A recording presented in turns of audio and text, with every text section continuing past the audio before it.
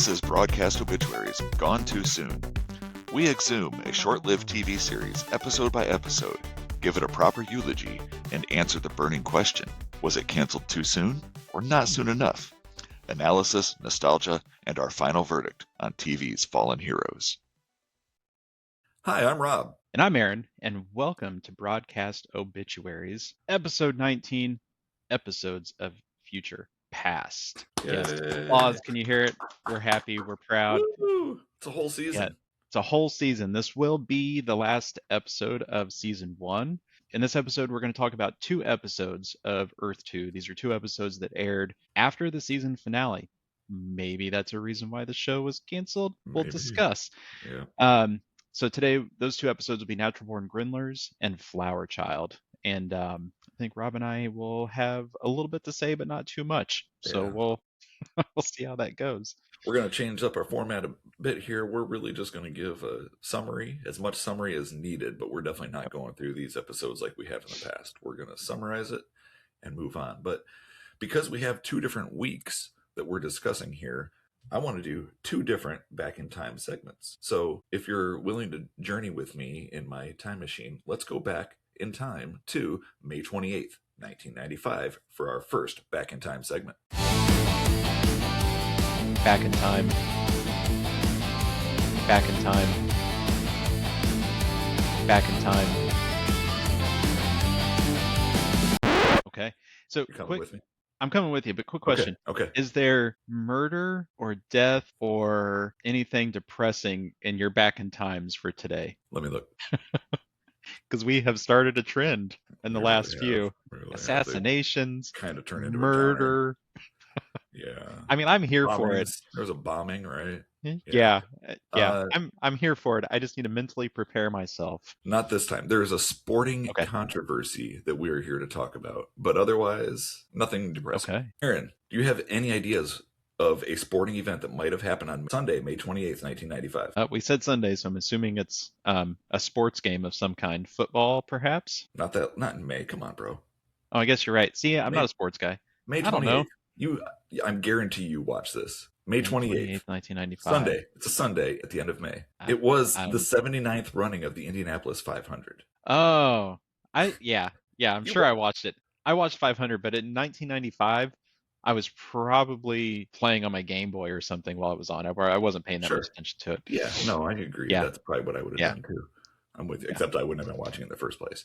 So we had the 79th running of the Indianapolis 500. Honestly, it's because it's the exact day of this episode. It's almost the only reason I mention it. This race was won by a Canadian, Jacques Villeneuve, and he actually won it under controversy. Another racer, Scott Goodyear, had actually led, but coming out of a restart, he passed the pace car while the light was still yellow, and they assessed him a penalty, and he refused to serve it, apparently. He just said, forget you. So they issued a black flag and they DQ'd him, and then Villeneuve ended up winning. Interestingly enough, Villeneuve, earlier in the race, way back on lap 38, he received a 2-lap penalty, and he made up those 2 laps and still won the race. It's referred to as the Indy 505 because he ran 2 full extra laps to win this thing. Kind of crazy. Wow. Yeah. I'm sure my dad talked about that for a while, but probably. I'm not old to remember. Yeah. So that's pretty crazy, though. It is. No.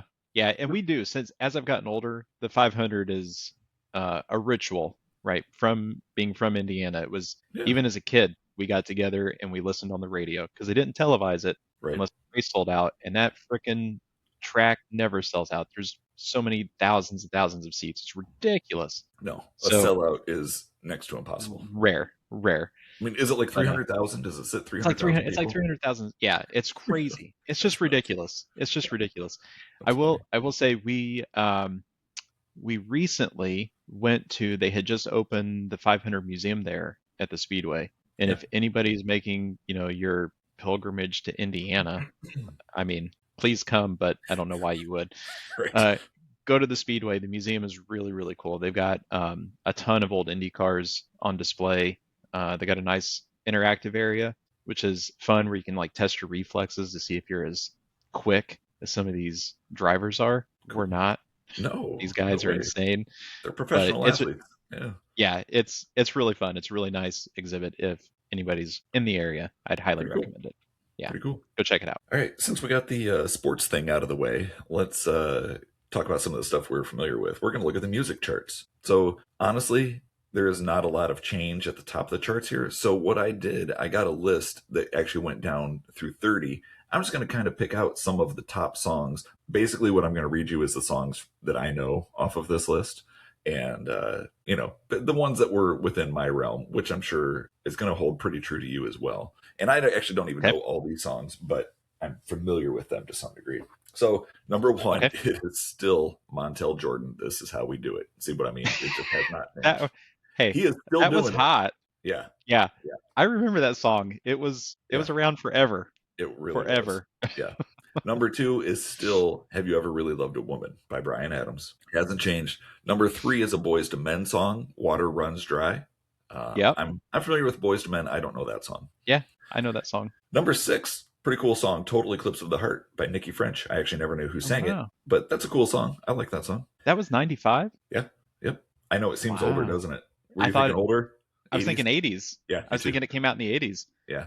I didn't look it up. Maybe this is a cover. I don't know. I'm not sure. Yeah. Number 9, this one I'm very familiar with. It may not be as popular to everyone else, but it's a song called I Believe by Blessed Union of Souls. Yes. Do you know this one? It's like a ballad, like it's all piano, and it's about believing in love, the power of love. Really cool song. It's kind of one of the songs that it kind of changed how I listen to music, what I liked about music. That was one of the first ones that I kind of knew that did that. Yeah, I'm familiar with that one. Unfortunately, the band did not have a long or very good career beyond that. They did have a huge hit with Hey Leonardo in the late 90s or early 2000s. That might be their biggest hit of all time. But it's so completely different from I Believe that when I heard Hey Leonardo, I recoiled from it basically just because it was so different from what I knew of this band. Right. Not what you expected. No. Yeah. Which there's nothing wrong with bands change their sound all the time. I was not there for it, though. Number 10 is Tupac, Dear Mama. And I don't really know the song, but I know it was a big deal. Yep. I remember this one. I know the song. I had a friend who was big into Tupac. So I remember it from later in the 90s. Sure. I wasn't listening to a lot of Tupac in 95. No, me either. Number 13 is the first song by Hootie and the Blowfish on our list today. It's Let Her Cry. Oh, man. Good song. I know. Number 24, again, we're skipping down. Basically, we're looking at the alternative songs. You're just hitting your highlights. Yeah, we are hitting the highlights. The next one is the next Hootie song. It is Hold My Hand. And that is one that I definitely have on my playlist. Yeah, that's a good one. Yep. Coming in 2 places after that at number 26 is a band called Rednecks with the song Cotton Eye Joe. So you might never have known who sang it, but that's the song, Cotton Eye Joe. Where do you come from? Where do you go? Where do you go? Yeah. Where do you come from? Cotton Eye Joe. Yeah, that's had a resurgence in our house. The kids. Has it really? Nice. And I mean, it's not right now, but recently. Sure. I can definitely see that one being popular again. Yeah. I thought it was so much fun. Yeah. Number 28. Hey, if you knew Dear Mama and Tupac, then you may also know number 28, Big Papa, the Notorious B.I.G. Biggie. Yep. They kind of go together. I remember the music video for that one. I don't. Was it you good? Don't? No. No, it just showed up on MTV. I for some reason have memories of it. Yeah. I don't know why I would remember it, but number 30 is probably, I don't know if it's the best song by this band, but it is definitely my favorite Blues Traveler song, Run Around. That's a good one. Yeah, it's definitely one of their most popular ones. That and Hook, those are like their 2 most popular songs. Do you know all the words to Run Around? Can you sing it? I know like 4 words to Run Around. I like coffee and I like tea. Right? Yep. Those are the words I can understand. That's about it. Yeah. Yep. Yeah. That's funny. Those are the ones I know, but I love it. It's a very fun song. And for anyone in the Indy metro area, Blues Traveler and Gin Blossoms are going to be playing at the Fishers Event Center in February. So check it out. This episode should air probably right around that same time. It should come out before the concert, I believe. Okay. Yes. It's late February. It's late Feb. Okay. And this should be out early Feb. So if you're listening to this, hurry up. You might have time to get your tickets and get to Fishers Event Center. Get your tickets. I will see you there. Let me know if you're coming. I'll see you there. So that's just kind of a fun look at the top 30, just to see some other stuff aside from what's at the top of the charts, some other stuff that is out at the time. At the box office, we're not going to belabor this point, but number one at the box office for this week was Casper, a very family-friendly movie. Yep. I saw this once upon a time. I don't remember it that well. It was kind of forgettable. Yeah, it's still very forgettable. We showed it to the kids. They were like, "Meh, Okay. it was fine," and it's Yeah. not coming back. So, but Christina Ricci, so Was she in Casper? I'm pretty sure. Oh, And wasn't I cool. think Devin Sawa played Casper? Oh, hold on. Let me hit the Google machines. Was Devon Sawa alive in 1995? Yes, he was. Yeah, Christina Ricci played Kathleen, the main lead, and Devin Okay. Sawa played Casper. All right. Wait, Devin Sawa is still alive, right? He didn't die. He died. No, I assumed he was too young. Oh, I thought you were saying that he died. I was like, well, No, hold on. no. I missed this. No. I assumed he Okay. was too young. Yeah, no, he was. He's 47 years old. So That's how old I am. well, look at that. You could be Devin I was- Sawa. I was alive in 95, so I guess he was too. All right. Funny All how right. that works. Yeah, it is. All right. Well, anyway, Casper, that was number one. Number two, in my opinion, a far superior film, Braveheart, starring Mel Gibson. What a good movie. I mean, it's a tough watch, but It is. It's a long watch. You remember there's one moment in a battle scene that I always remember, and this guy gets bludgeoned with a hammer, and the hammer hits him square on the top of his head, and the blood just gushes out from the sides of like somebody flipped a bucket over on his head, and the Yeah. blood just pours out. yeah. And I don't know why that sticks with me, but I just vividly remember that scene. Thanks for now making our podcast R-rated. Thanks, Aaron. Yes, For blood and gore. blood and gore. Yep. Mature themes. All right. Number three, not one of Keanu Reeves' best movies, Johnny Mnemonic. Johnny Mnemonic. Oh, but I have Kind of I have a spot in my heart for that. oh movie. yeah, that's a I fun. really movie. like the movie. Yeah. It's very fun. I like it too. So that's the top four of the movies. TV related, I thought this was just interesting on this night. So probably at the same time our episode was airing, Natural Born Grindlers, there was a debut of a new cartoon on Comedy Central called Dr. Katz Professional Therapist. And this actually features the voice talent of H. John Benjamin, who, if you're familiar with him, he is the voice of Archer on the show Archer, and he is the voice of Bob on the show Bob. Just kidding, it's Bob's Burgers, not Bob. Yeah. But I think he is hilarious. His delivery and voice work is amazing. And I've seen a few episodes of Dr. Katz back in the 90s, but it's not something I kept up with, but I thought it was pretty funny at the time. So did you ever watch that show? I tried. Yeah. It was one of those that my mom did not really want me watching, and it Sure. It was kind of grown up. yeah, and I think looking back on it, from what I remember, it's tame. But for the '90s, it was probably, Sure. edgy. Yeah. So Right. If you watch that and then you watch an episode of Family Guy, you'd be like, well, yeah, that was yeah, not even close. no, totally different shows. Yeah. Anyway, that's about it for the week of May 28th, 1995. Thanks for joining me on this journey back in time. I'll be back in 10 or 15 minutes to tell you about the next week of Back in Time. Yeah, that's cool. I've really grown to enjoy the Back in Times. They're fun. Yeah, just the nostalgia, reminiscing, Yeah. thinking about what I was doing I back agree. in the mid '90s. I wish we could. I mean, we probably could if we actually put a little bit of thought into this, but we should maybe put a little bit of thought into this and figure out what other types of things we could talk about other than basically just music and movies and maybe TV. Yeah, I mean, although to be fair, politics, eh. I refuse to bring that up. To be fair, this was my life in '95. Oh yeah, Yeah. Yeah. It was music and movies and TV. That was all I did. I didn't even I mentioned sports occasionally, and I like sports now. I didn't like sports in the slightest in the '90s. right. Yeah, we could do video games. That's We true. probably I won't did not see play as a lot of much. video games. Oh, I did. I Nice. played a lot. So Yeah. you'd have to tell us that. Yeah, we'll have to bake those in. Yeah, So that'd be fun. All right. Yep. Well, that was Back in Time. Do you back in time. do you have Yeah. Back in Time? Do you have the episode description for us for Yeah. Yep. Natural So Born Grindlers? Yep. So, so a little side note. So this is one of those, well, one of the two episodes that aired after the finale of the show. The first episode we're talking about, Natural Born Grindlers, technically would have been episode 6, right? Yeah. So they really delayed this one. And This one was narrated by Yale, and it says, some problems intensify. Morgan seeks to escape reality, Alonzo suffers from severe depression, and the colonists need to supplement their food supply. Bess now tries to barter with a Grindler. I watched it, and why did I watch it? It was so out of place coming after So the weird, finale. Yeah. It's like Right. this could definitely be a reason why this show got canceled, because it Right. made no Yeah. sense to just throw it out there. And just for anyone listening, literally, we don't even need to do any further summarizing of this because that literally tells us everything That's that we need to know about this episode.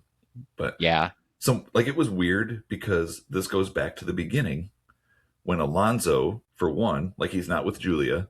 I'm not even sure if, I guess he is slightly attracted to her because He's he has a dream. he's dreaming about her. He's Yes. dreaming that he's with her. Yeah. Yeah. So there's some attraction still. But it's at that weird point at the beginning of the season where, like, in this episode, he's literally suicidal. He tries to kill himself. Yeah. And he tries to drive his little rover over a cliff because he can't. It basically comes back to not being able to walk, and he's dreaming, and he hasn't dreamed in years. Yeah. One interesting thing, he actually tells us his age in this episode, even though later in the series, Danziger makes a crack about a ship being 100. I think it was in last week's episode. He's like, this thing's over 100 years old. It's as old as you, old man. Alonzo's like, hey, knock it off. But he's right. Alonzo's, I think he says he's 108, no, 109 or 110, he says. Yeah, he's lost track. 109, 110. He's Yeah. not quite sure. Well, I mean, Yeah. think about it. If you're constantly going into cryosleep and you're only aging Well- when you're awake, then you basically have to keep track of the days that you're awake. How would you ever know how old you are? Right. Yeah. He's actually really, really, really young still. Yes. Right. Yeah. I think that was the best part. Like the only thing that really intrigued me about the episode was thinking about how Alonzo laid it out. I'm 109, 110 years old, but he's only been awake for short durations since he became a pilot. Yeah. So he's living his life in 2-3 week segments, and then he's in deep sleep. Yep. And it's a rinse and repeat. And it's no wonder this guy's so messed up. Yeah. You know, that's Yeah. not okay. Right. Yeah, well, Morgan, you know, if you pull your weight a little bit, I wouldn't have to run interference all the time. Interference? You're not running interference. How would you know, Morgan? You're always on your VR gear. Well, so I have a hobby. This wasn't a great episode. I think even if we saw it where it happened, like as episode number 6, I probably would have been like, yawn. What was the point of Yeah. that? However, in retrospect, I feel like it gave us a lot of information that we could have used 13, 14 weeks ago. You know? Yeah. Like there's a lot of bad feelings between the Martins and Devin. Like they don't like her. And they talk about it, Morgan and Bess, they talk about it with each other about, oh, Devin makes us feel Yep. like this. Bess kind of like overcomes that, and she has it out with Devin verbally about her feelings and what's going on. And then there's, Alonzo goes from being this crabby guy who's just driving around the camp and ignoring everybody. And then all of a sudden in the next episode, he's fine. Yeah, he's Because fine. this happened in the middle where he was suicidal, and then I still don't, Yep. honestly, I don't understand why he's fine, even from this episode. He basically tries to kill himself, and then he comes back. He's like, I'm better now. Yeah, it's something to do with the Terrian that stopped him from committing suicide. Yeah. And I don't know. Maybe Yeah, it was and- someone showed he cared, even if it was an alien life form. Yeah. The couple things, like you said, there's a couple things this episode did do. It's the one episode that would have helped us to understand who Bess really was. Yeah. So She had a through the big whole part in this one. series, yeah, and through the whole series without this episode, I always thought Bess was a little more on the side of Devin and the rest of the group, trying to find balance between, Morgan and them. Yeah. But Bess is really on Morgan's side. Like this Mhm. episode is the one where, she's trying to barter with the Grindler to get food. She finds the lock device that lets them freeze the ground, and the geolock. Morganite, the geolock. Yeah, that becomes a she's- huge factor 4 Huge. episodes after this, 4 or 5 episodes. Yep, and she drove that whole thing. Exactly. This episode and that episode, Better Living Through Morganite, parts 1 and 2, they all 3 tie in together directly. And it's like they skipped Right. the first part of that story arc. Yeah. So they just had this device, and we even joked when we reviewed that episode, like, did they just Yeah. travel with this device? Nobody questioned it. Right. They just get to keep bringing geolock with them. I don't Yeah. understand it. No, they found it. It was brought there by somebody else. Grindler found it. Yep. She traded for it from the Grindler. Well, aren't you just the most interesting looking fella? So I don't know, like some cool stuff in the episode, but overall the episode felt really weird. So I think if if I put myself in the shoes of people watching this in the 90s and just seeing this episode pop on after the finale, it made the rest of the show feel so weird because they did grow quite a bit in, you know, the 18, 19 episodes that aired. And then just to throw these 2 random episodes in, the characters weren't as developed. There was too much going on. Morgan is especially terrible in this one. Yeah, Like, well, if he's had off I, back to- I kind of forgot how much of a jerk he was. yes, Because of and his growth. it just, yeah, and it just throws everything. Like, it immediately, I don't know, it's just weird. It made me feel like, even though I knew this was supposed to air sooner, it just made me feel weird about the rest of the series, and that can't be good, right? Anybody having that emotion can't be good for the show. This episode really mostly, yeah, it was a yawner. There was some minor character growth, major in some cases, but definitely some things that we really could have used, and I don't know why they skipped it. There wasn't a lot of action. Not a lot happens, like plot-wise in this. It is mostly internal, like it's mostly character growth. But that's important, and they were probably worried about losing viewers to a boring episode, but Is that why they moved it, do you think? I have no idea. They cut I have it? no idea. Yeah, I mean, I think originally it was just going to be cut altogether. Yeah. And then they were like, well, we got these 2 episodes. Let's just go ahead and air them as long as the show is being canceled anyway. I don't know. It was weird. It was a weird episode, and I think it was weird because it was weird, but also because it aired after the finale. I think that was just an odd stack for it. So, All right. Well, hey, that was episode 20. Yep. We got, Now we got one left. Let's take a little break here from Earth 2. You want to go back in time again? Yeah, let's go back in time. Back in time. So this will be back in time to June 4th, 1995. That's right. Okay. So I'm changing this up a little bit. Let's look at the music charts again, because there has been a change. So we're just going to look at the top here. Oh, This Is How We Do It has dropped. It is now number 2. And number 1 is Have You Ever Really Loved a Woman? So they basically just flip-flopped. They just switched. They went, yeah. Number 3 is a song called I'll Be There For You, You're All I Need to Get by Method Man and featuring Mary J. Blige. And that was a very large hit from what I looked up and read about it. I had never heard of this one. I have heard of those artists, but I don't know the song. Yeah, I don't remember it at all. Just so I mentioned that was a big deal. So instead of going through the charts, though, I wanted to look at the albums for the entire month of June. There were a number of albums that came out this month, and a couple remarkable and many that were not. But we've kind of been teasing it for a number of episodes, but finally, this is the month that Alanis Morissette, Jagged Little Pill, was finally released. It came out in June 95. We've been talking about it since January or February, of the show, not for us. But. So that one came out. Michael Jackson had a big album. It was called History. H-I-S is capitalized. His Story, perhaps. And this is actually the best-selling multi-disc set of all time. It was a 2-disc set, and it sold over 35 million copies. Yeah, honestly, it's a really good album. If you're a Michael Jackson fan, it is fantastic. A lot of this music from this album makes my playlist. Nice. For my Michael Jackson playlist. Like, it's at That's the top. awesome. Yeah, That's awesome. Really good stuff. Yeah. Another big album. You remember Bjork, right? Who doesn't remember Bjork? What an interesting, odd musician. I remember her at some award ceremony wearing the swan, right? Yep, the swan. Yeah, that's all I remember. Yeah, I don't know. There might be 1 or 2 songs that I recognize. She had an album come out here called Post. It had 6 singles off of it, and it is actually often called one of the greatest albums of 1995. Okay, so in full disclosure, Rob, I don't know that I know a single Bjork song. I don't know that I've... Well, first it's Bjork, not Bjork. Not Bjork. Whatever. Bjork. Whatever. Bjork. Whatever. But I don't know that I could tell you one song that she did, or would I even know if I heard it? I don't know. Could not, for the life of me. All right, I'm going to have to listen tonight and see if I recognize any of it. I knew there were a few kids in my class in high school that liked Bjork and would talk about them. That's the only reason I even knew the name at the time, was because there was kind of an artsy girl who would kind of talk, oh, Bjork is amazing, so. Interesting. Another album that came out was Soul Asylum. This was not the big album, Grave Dancers Union. That's the one that had Runaway Train on it. This is the follow-up to that, which is actually, this is their 7th album. They had a lot of albums before they hit it big. This album was called Let Your Dim Light Shine, and it had the single Misery on it, which is a song that I've heard and kind of know. Good song. Yep. This was a pretty big album. Well, no. This album had a pretty big song. Let's put it that way. It was the band Deep Blue Something with the album Home. Do you remember them and what the name of their big single was? No, You'll know it. Breakfast at Tiffany's. they did that song. Okay, Yes, that's Deep Blue Something. Hugely popular song. right.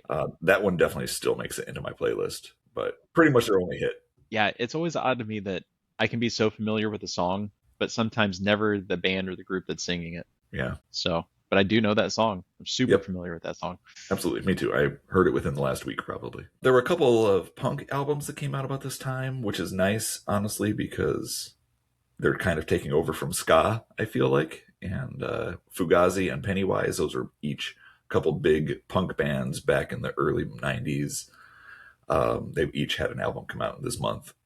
For the box office, we're going to look at the entire month of June as well, mostly because this has mostly different movies than we talked about in our previous Back in Time segment. The number one movie for the month of June. You know what? I'm going to start with number 5. The number 5 movie for the month of June 1995 was a big Clint Eastwood movie. I love a good Clint Eastwood action movie. This was The Bridges of Madison County. So Action packed. action packed. So much action. He was breaking hearts right and left. I don't know. I did not see this one. It is a romance. I didn't. Yeah, it I was was not it was interested. not on my radar in No. 95. It wouldn't be on my radar now either. It was on my radar. I used to read a ton of novelizations of movies. I would read the books. And I saw this was a Clint Eastwood movie, and I got the book from the library, and I was about halfway through it, and I'm like, this is not a Western or a war movie at all. And I stopped reading it. He hasn't shot anybody with the Magnum. Not interested. Come on, Clint. Number 4 was Casper, which we did already talk about. Big popular movie. Number 3 was actually also another family movie. This was Pocahontas, the Disney Oh, wow. cartoon. Yeah. Yep. This is when that came out. Very popular movie. Number 2, we have not seen yet. This is a Michael Crichton adaptation, Congo. Did you ever see Congo? I do remember Congo. Yeah. It's It okay. was fine. Yeah. It's okay.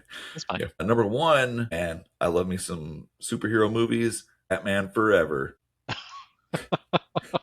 Number 1 movie of June. I know. And it's Woo! it's sad because we didn't know. We didn't No. know what it We had really was. No. Yeah. No. I think Batman Forever is the one that right now has a growing push for the Schumacher cut. So there was a darker, grittier cut of the movie that Schumacher did before it got edited. Kevin Smith saw it. There's a cool podcast convo that he had at some point, where it goes into more of the psychology. So Nicole Kidman character gets a little more screen time. I think you see, I can't remember his name now, a doctor at the Arkham Asylum gets a little more screen time. So they dive into that. Yeah, they dive into that a little bit. Interesting. I don't think it's going to make the movie that much better. It was not great. So No. yeah, and coming off like Batman Returns is really disappointing. Yeah. Right. So, I have always wondered what could have been, if Yeah. Tim Burton stuck around and Yeah. did Well, more. the studio wanted to sell more toys and Yeah. cater to kids, and Tim Burton wasn't going to do that. So So I respect him for that. But Yeah. it's also the worse for us. But Yeah. what can we do? Yep.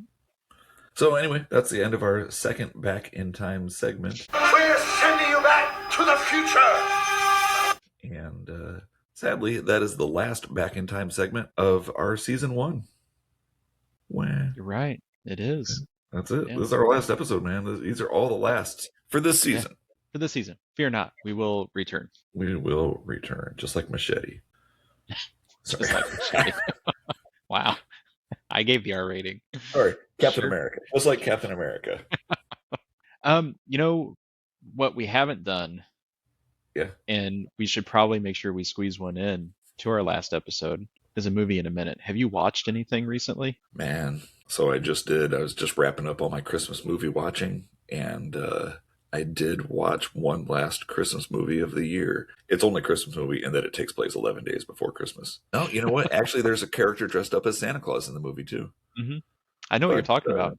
Yeah, it's a horror comedy movie from '84. You want to do the movie in a minute? Yeah, we should do the movie in a minute. Just is for good. the record, while we're on tape here, because my tape recorder On is running, tape. recording this. While we're on tape, you haven't done a movie in a minute in a long time, my friend. I know. I know. long time. We went through Christmas movies. We didn't watch anything spectacular, so there's no movies in a minute there. We watched all the typical Christmas stuff. And then over this Christmas, Stranger Things season 5 dropped, and my wife and I wanted to start watching it. The kids are old enough that they wanted to watch it, so we started it from season 1, and we have been burning through that now since just about the day after Christmas. That's all we've been doing. We sit down, we try to squeeze in some episodes. We recently just finished up season 3. Everybody loved it. I think it's the best season of the show. It's fantastic, way better than season 2. Season 4 has got some good stuff, but I'm eager to get through to season 5. So Nice. that's all we've been doing, man.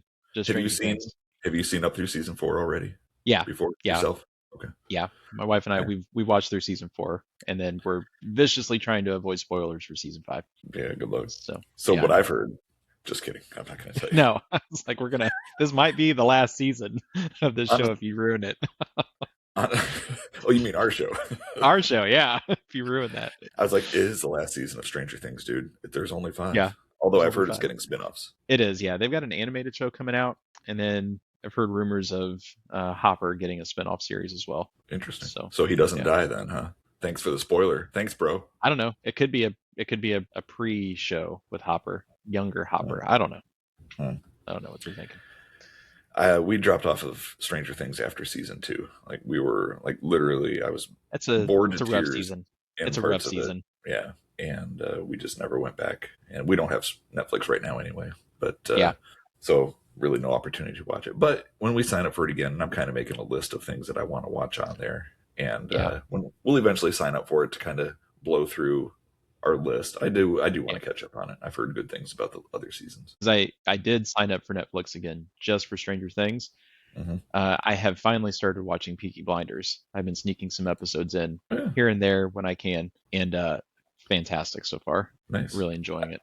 I've always heard good things, and I like Cillian Murphy. I would like to watch it sometime. Yeah, it's very cool so far. Nice. We're watching Fargo right now, the TV series on Hulu, and I've already seen. I guess I've seen the whole thing now because I watched 1 through 4, and then my wife and I sat down and watched season 5. And this is not the type of show you need to watch in order. It's an anthology show. Each season is its own Okay. story. So we watched season 5, and she really liked it and wanted to go back and watch some of the older ones. And great show. We're still in season 1 right now, and season 2 might be my favorite season of the show. It is great, so I'm looking forward to getting to that one. But Fargo is a lot of fun. I have to put it on my list. I've heard you talk about that one before. Yeah. I try not to tell you what you should be watching, but I'm dropping a lot of hints here, buddy. So Yeah. What about this movie in a minute? okay, all right. Movie in the minute. I'm Yeah, ready. I got You tell a me. timer set. What was the name of the movie? I'm going to tell you as I do the movie in the minute. I'm not going to give a spoiler for that. Wow. You okay? There You're we go. getting like pro at this. All right, and I'm starting. You want to count down? Give me like a 3. 3-second countdown. Yep. All right, 3, 2, 1, go. All right, so Night of the Comet is a 1984 horror comedy movie. It starts off with these people going outside to see this comet that flies by only once every 65 million years. The last time was probably when the dinosaurs went extinct. Hint, hint.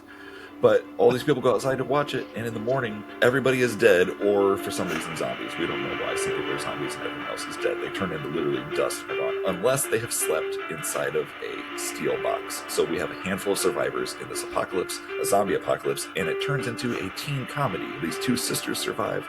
They literally have a girls just want to have fun montage as they're going to a shopping store. And they are fighting zombies. They are talking about boys and who gets the last surviving boy as a boyfriend. And they have to fight these scientists that are trying to use their blood to keep themselves alive. And they're making their own little close-knit family and going to go on and live through this zombie apocalypse. And it is funny And time. and good. Yeah, that's really all I had to say. Honestly, that is it. It is a great movie, honestly. I really It is enjoyed really good. Yeah, you nailed it. Yeah, we watched it in between Halloween and Christmas, Yeah. so we checked it out. So I watched it recently as well. Nice. That That is a I good have to place say, for it. yeah. And Rob, I'm so proud of you for you didn't even know I talked about horror comedy in an Yeah. episode, Right? and you were like, I didn't know that was a thing, and look at Not you a- now. You not have a come so clue. far. I You have come know. so far. I'm so proud of you. I'm really like I'm trying to make an effort to watch these B movies Yes. specifically for Movie in a Minutes. That's what I Yep. want to talk about, and I would really our focus on the show tends to be in the 90s, and that's where I would like to get. I want to watch some cheesy 90s movies to discuss for Movie in the Minutes. Yeah. Oh, there's plenty. Yeah, right now I'm kind of There's stuck plenty. in the 80s, I guess. So I will try Yeah. to bump that up to the 90s for next season, maybe. And maybe we're gonna take a break after this episode airs while we try to get ahead on our next season. But maybe we can get together and just record some Movie in a Minutes to put out on the social medias, YouTube and whatnot, just to have some fresh content out there of just Movie in a Minutes. Just something nice. I like that it. we can do. Yeah. Yeah, I like it. Yeah, it's a lot of fun trying to do the movie in a minute. It's hard. So. It's harder than it sounds. Yeah, it seems like it should be so simple, but yeah. If I tried to get into the actual plot of that movie I just described, Night of the Comet, I would still be talking about it. Not in plot. That's not a super deep plot. Not a super deep plot. I was gonna say question mark on the plot side, Right. but no, that's really not even what the movie's about. But there's No. stuff that happens. If I try to talk about the actual things that happened, I would still be going because I would want to tell stories that I saw. Yeah, and I would be remiss if we didn't get a Star Trek plug in one of our episodes. But Night of the Comet did star Robert Beltran. Yeah, Chakotay from Voyager. So yes. He was great. Yeah, he was really good in it. Yep, a lot of fun. I honestly liked his character the most out of the movie because when he first appears on screen, you think he's going to be, well, I mean, he is like a love interest, but you think he's going to be one of those D-bag type love interests. But he ends up being like a really cool, well-developed character. Yeah, you really like him. Yeah, I really like the two girls, the two sisters that were the main characters. They were hilarious. They were good. Honestly, the younger one honestly was very funny. Hilarious. So yeah, I got a kick out of it. Yep, that's a good one. All right, so the second episode, episode 20, Flower Child. 21. 21. Yep, that's my bad. Scouting again. Always scouting. What's with all the scouting? Scouting in all directions, Danziger, Bess, and Morgan come upon colorful flower buds, which burst open, throwing a golden powder in their faces. I'm not going to say the joke. The flower pollen carries a sickness that causes them to emit a golden vapor. Yeah. Everybody can make the joke on your own. Yeah. Yep. You know what it is. You know what we're talking about.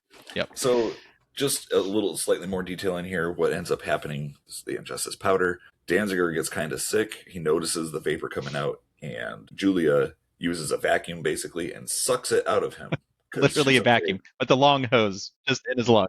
She sucks this out of his lungs because it seems to be a different organism. She doesn't want hurting him. Bess doesn't want this. She wants to keep it in her. She's like, you'll kill it if you take it out. And she sees it as a different organism. And they're trying to force it out of her. Like they're going through this procedure to take it out of her, unwillingly. And she escapes and she runs away and she is going somewhere. They're tracking her. They finally catch up to her and she's begging Morgan for help. Morgan is the one who catches her, and basically he's like, okay, I'm in, I'm going to help you. And he kisses her and he basically takes the vapor from her, and then he picks her up and he keeps carrying her forward where they have to go. And they basically get to this giant hole in the ground, and it turns out that the vapor is it's part of the reproduction process of the plant, just like plants here on Earth will attach themselves to animals or bees. Let's use bees, for example. The bee will carry the pollen from one plant to another to pollinate.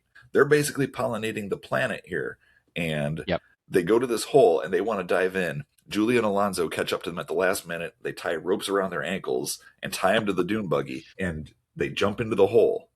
Morgan and Bess do. And while they're in the hole, the vapor comes out and goes into this other vapor, weird stuff that's coming out of the hole. And then the season changes. They just basically birthed spring onto this planet. What is it? The air's getting warmer. It's so much more humid. What does this mean? Spring. Bess, you made spring. Yeah. The minute it happens, they're like, yes. oh, the air is more humid now. Yeah. It's warming up. Yes. No wonder they had that. No wonder they had that weird leap winter, because there was no pollination going on of the planet. So that's what that's the rest of the episode there. That's basically the whole thing. So then they decide to leave Mary's Garden, which we were wondering about in the last episode. Like, when did they leave Mary's Garden? That's when it happens. They leave there. And Yeah. And they were going to leave regardless. All Yeah. the scouting, they think they finally found a pass that would get them out quick enough to avoid more snow. Rob, I'm Yeah. glad this got cut, and I kind of wish I didn't watch this one because I watched this one last, and I was not impressed. And I have to say, I'm going to jump right to it. Biggest problem I had with this show, they didn't do anything but scout in every episode. That's all they did. That's all they did. It was just nothing but scouting, and it got so old so fast. Yeah. They ran into the same tropes. Yeah. And they were terrible at scouting. They never got better. They were should have awful been at it. masters at it. They should have Yeah. been masters. Yeah. So I don't really have a whole lot to add to my thoughts on this episode. It felt to me like a bad Star Trek episode again. Like there's Yeah. always those episodes of Star Trek where something takes over someone's body and they have to go do something, and sometimes it's even plants. Right.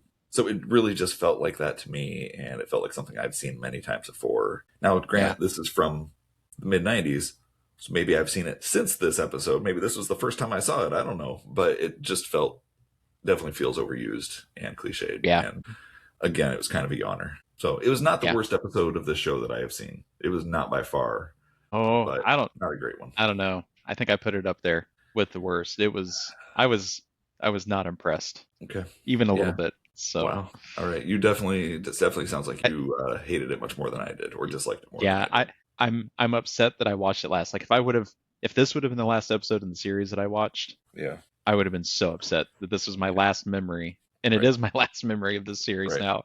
It's Flower Child. So I'm gonna have to forget about it. I'm gonna have to let it go. Well, I sent you a video. Did you get a chance to watch that video? It was a 6-minute didn't. video. Oh, it's a 6-minute video. It is basically like a teaser, 6-minute teaser for what season 2 was going to have. They actually aired it at a convention or two, and it's a Oh. terrible copy, and is full of like the music in it is all like used from other things, and even the I did footage see from other this. things. I Okay. did see this. It's ringing a bell now. Yep. So just to kind of hit what they wanted to do in season 2 of this show before they decided to just cancel it altogether, they were going to reach New Pacifica and set up their village, their little town. And it was basically going to turn into a Western at that point. Like the travel and the journey was all gone, which we've been gone from that for months anyway, since they've been stuck in the garden just scouting.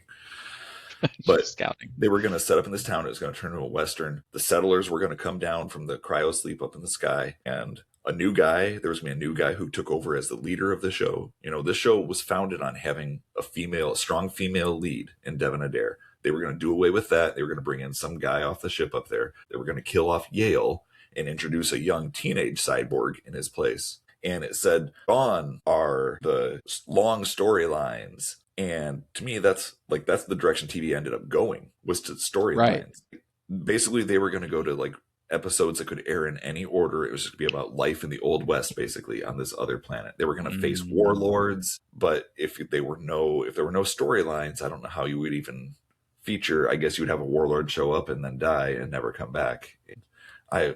When fans started seeing this and reading the written description of the show, even the fans who were clamoring for it to come back were like, never mind. No thanks. They did not want it. I would not be excited about that show either.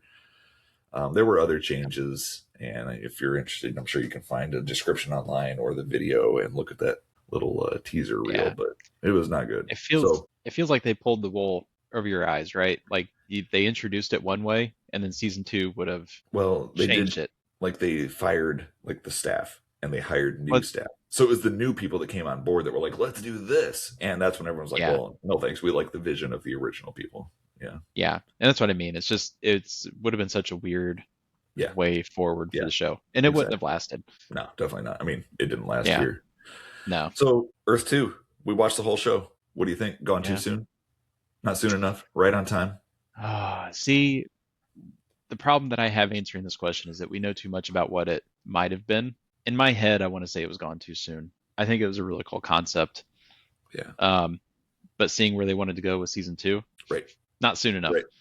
Right. Like you had so many problems. Why put 20 some odd episodes out there just to ultimately disappoint us if we got to a season 2? So I'm torn. Honestly, I'm torn. I don't know. What do you think? I have the same reservations, but I am going to say cancel too soon, gone too soon. If they had stuck with this premise and kept going, with what we can see with what was actually produced. If I'm just looking at those 21 episodes, I'm looking at that and I'm saying, a lot of shows don't find their footing in their first season. Right. Again, look at Star Trek Next Generation season 1. It's a pretty rough show. Season 2, pretty rough show. Pretty rough show, absolutely. And, shows don't find their footing right away. I would say this was deserving of another season Sure. to try to figure it out. Now, if what they actually put in that reel is what happened, then I would have been like, nope, it's time to cancel it. But with the 21 produced episodes that we have, I would say, yes, this has gone too soon. We need to see more of this.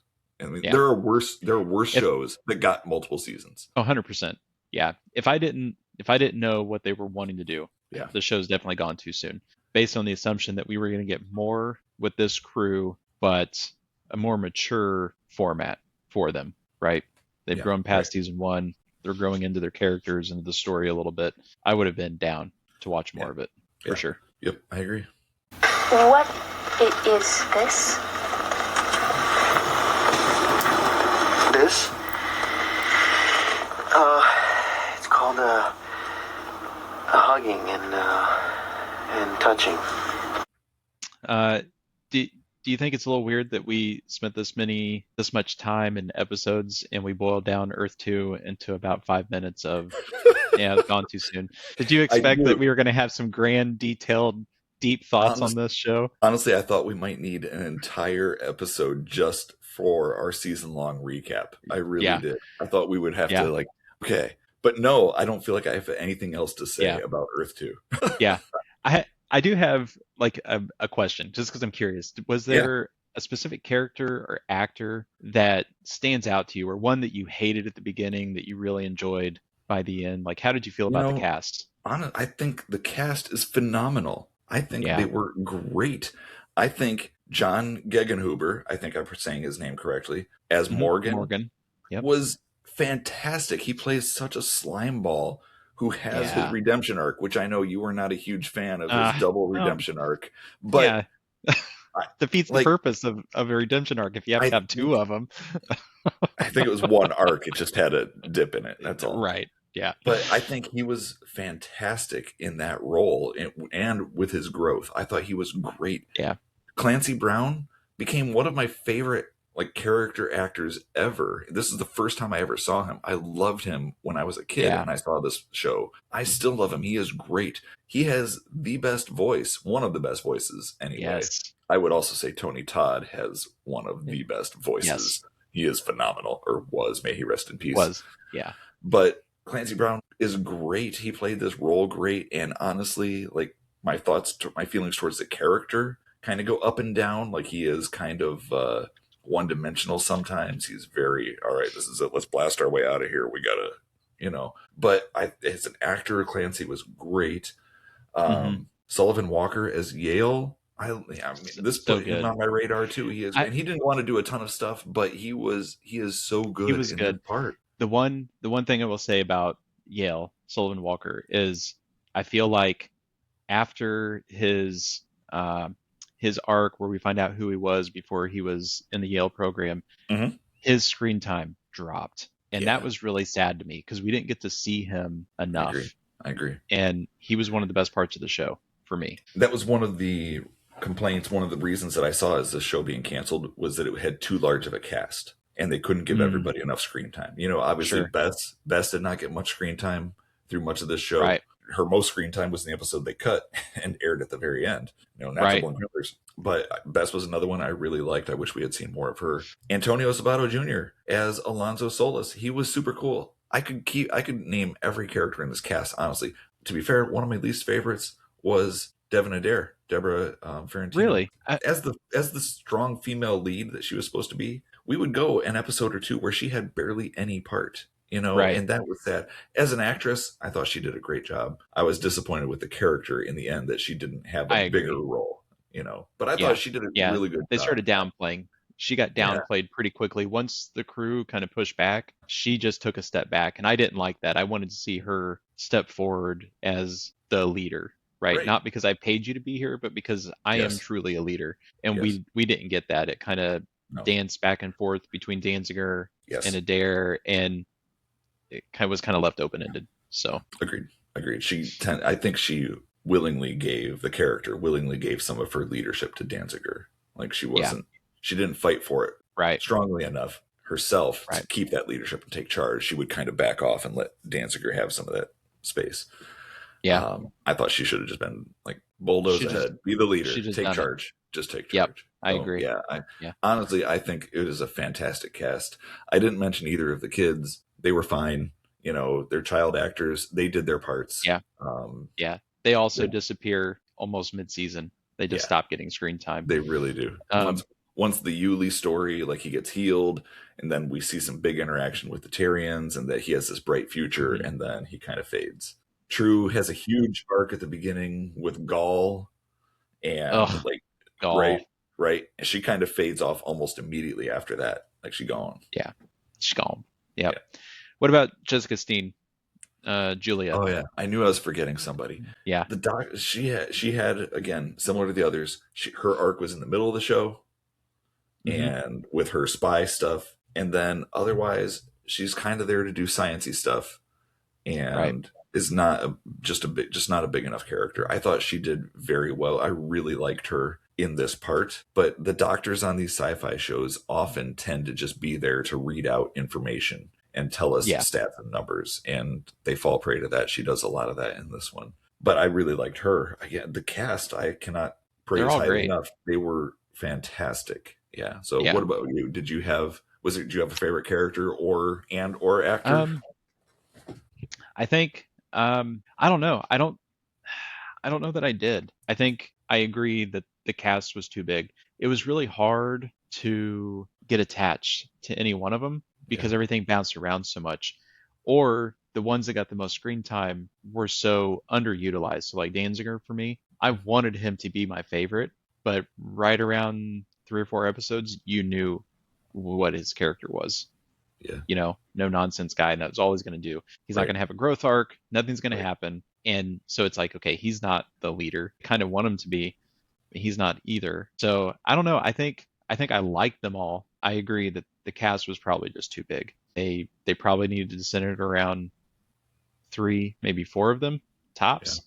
Yeah. Have everybody else there as a supporting character, but don't try to develop them as much, right? Include them, but they don't Right. need arcs that try to make them seem important, and then they Yeah. never actually become important. So Right. Yep. To be Yeah. fair, that was a complaint about Star Trek 2 back around 2000. People were like, these casts on these ships, they're just too big. So then they went to Star Trek Enterprise, where they focused on 3 characters. Mhm. And I feel like that really hurt the show. Like they did not have a Oh, it big did. enough cast. And everyone, like Yeah. the characters were all there, but they did not focus on any of these characters. It was the captain, it Yeah. was his second in command, whose name I can't remember, and it was T'Pol, the Vulcan. And those were the 3 that the show was about. And Yeah. I think it suffered. You know, and TNG though finds its footing because they pair people off into arcs, right? So you might have, you know, Data and Geordi, that became your team up, and that's how you got to learn about them and grow with them. And they didn't do any of that in Earth 2. Every time they talked about a character, it was like them, right? Yeah. You didn't get to see 2 people grow together. It was like, here you go. The closest they got was Danziger and Adair when Adair's dream boyfriend shows up, right? That's the first time like you get excited about seeing 2 characters grow together. You can tell there's some drama between them, something you want to see more of. And that's the only episode you get it. So, Yeah. Yeah. Yeah. okay. Yeah, unfortunately, I agree with you. Danziger, like, I really did want him to be my favorite as well. I'm with you 100% here. Like, I wanted him to be my favorite, but his is like the only character that did not grow or did not change. At all. He is the same character at the end of the series as he was in the first episode when they were loading up at the stations on Earth. They're getting on the ship. He finds the bomb and ejects it out of the ship. He did not change. Like, he is static and had 0 character growth, whereas the other characters all went through something that changed them. And he went through stuff, but it did not change him. He's Again, stubborn. no fault of Clancy. He's playing the part that No. was written. He did very well. I love the guy. I think he's fantastic. Yeah. Oh, we should mention, I put this out on the socials, but this is airing sometime in February. However, 2 days ago from where we're recording this was Clancy Brown's birthday. Happy birthday, Clancy. Happy birthday. You think he's listening right now? I hope so. I hope he is. I mean, it's like a month belated birthday to him. But yeah, he was January 5th, 1959 was his birthday. Nice. We're recording on the 7th for anyone that is curious. But yeah, very exciting. Happy birthday. I think that makes him, man, I got to do math. 67, I think. 6'7". You got to knock that off. I can't. I can't. That's all my house hears right now with my 2 kids. And yes, for those listening, I did the hand motions. I didn't even know there were hand motions. You're the only person I've ever seen do Yes. hand motions with that. 6, 7. You do that. Why? Nobody knows why, Rob. Nobody knows why. It's a phenomenon. Nobody understands it. Nobody knows why it's funny or popular. But why do you have to move your hands like that? Because you do. It's just what you do. I'm not doing it. It's part of the ritual. Hey, I already had to revoke your 90s card once last week for this, so don't push your luck. I've got young kids. I'm going to do it. I'm always going to keep you up to date on what's hip and cool. All right, so Clancy just turned 68, and or roughly, and happy birthday, Clancy. You know, Happy birthday, Clancy. We need to look up, like, as we do shows, we should make a list of the actors' birthdays so that we're able to wish them happy birthdays as they happen. You know, yeah, that'd be nice. fun. Yeah. That'd be cool. Yeah. Yeah. All We'll right. Yeah. Thanks for joining us on this journey, everyone. We are so glad that you've been here and listened to all 19 of our episodes, right? 19 episodes.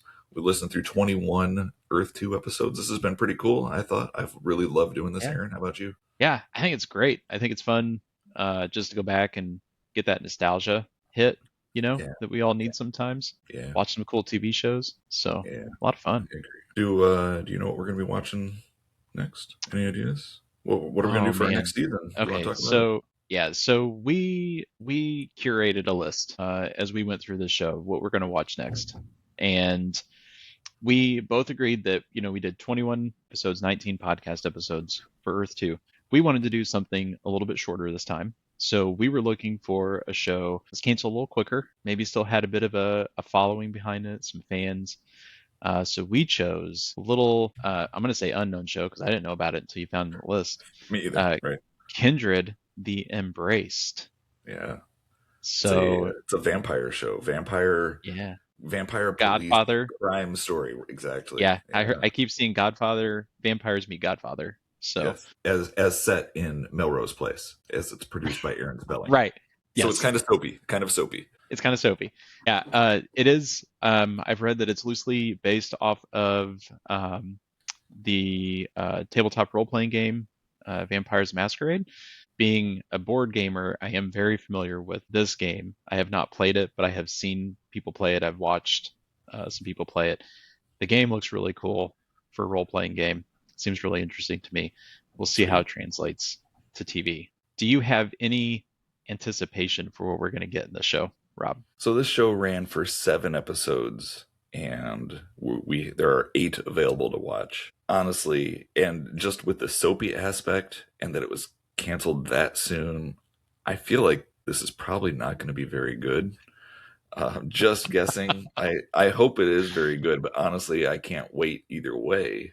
If it's terrible, then we are going to have a great time laughing at it and talking it up. And if it's good, then hey, what a surprise. We find our new favorite show, Yeah. Can't be that. Yeah. We'll just be disappointed that it only lasted we'll have 8 episodes. So that'll be nice.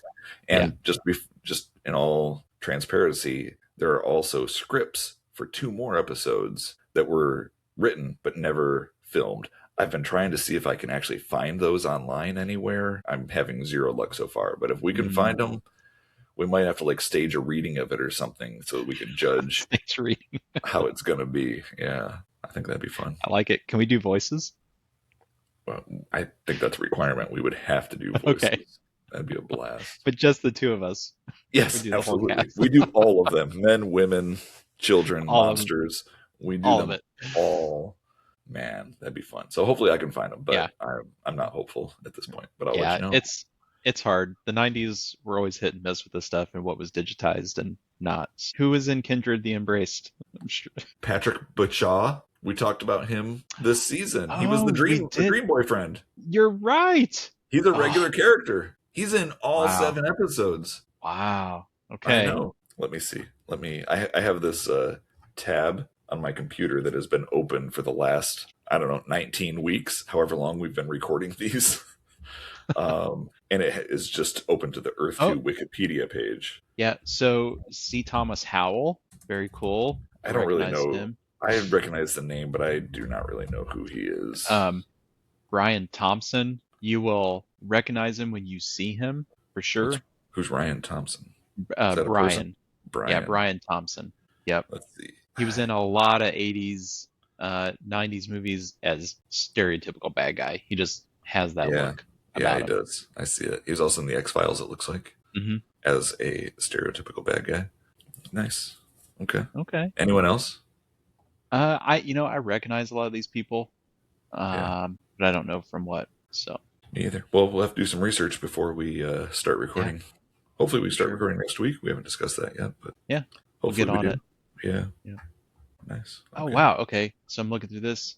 Yuji Okamoto. He was in the third Karate Kid movie where they go to Japan. He's the bad guy, and he reprised that role in Cobra Kai. So that's cool. Is he in the show? Cobra Kai. He's in 2 episodes. Oh, okay. Lieutenant Quan. All right. Plays one of the cops. We mentioned it was like a Godfather police vampire teen drama. Yeah. So cool. All right. Looking forward to it. Yeah. Looking forward to this. Can't wait. It's going to be good. This has been a great season so far. Yeah. It's been a lot of fun. I do have to throw some props Rob's way as we wrap up. Rob took on most of the editing for these episodes, and I greatly appreciate it. It's one of those things I wanted to do, but with 2 kids and a wife who works evenings, time is a valuable commodity. I have 3 kids, right? Yeah, you got 2 in college. I mean, you're not doing as much now. I know. You're not doing as much. It's hard to find time. So it's been a blast. I have loved doing the edits, and actually the editing is probably my least favorite part, but I enjoy making the short videos, and I love making those trailers. And honestly, if you're doing the editing, it all goes together pretty well. It does. So I look at it as one process, and I think it's a blast. I have a lot of fun with it. So yeah, that's cool. Well, I appreciate it. Yeah, no problem. Thank you. It's been fun. This has been a blast. We're gonna have a big end of season blowout celebration. I hope you can all meet us at.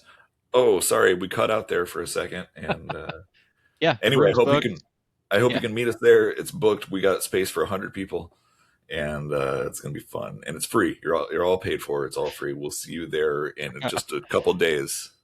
But that might be before this airs. Well, I hope you made it. I hope you made it there. Good luck figuring it out. Yep. So, all right. Well, hey, I think we're signing off for the last time this season. So really appreciate you all listening. And remember, we're not going away for good. We are just taking a break. Hopefully we're gone for, maybe we'll be off the air for 3 weeks or so, 3 or 4 weeks. We'll just see. We'll see how it works out. Yeah. We want to get ahead a little bit here like we did originally. And we'll see. We're not making any promises, but we're going to take a short break, and we're going to keep working though and come back with some good content for you. I hope you've enjoyed it. Thanks a lot. Thanks, everyone. I have been your season 1 host, Rob. I've been your other host, Aaron. Great. And this has been Broadcast Obituaries, season 1, signing off. Adios, everyone.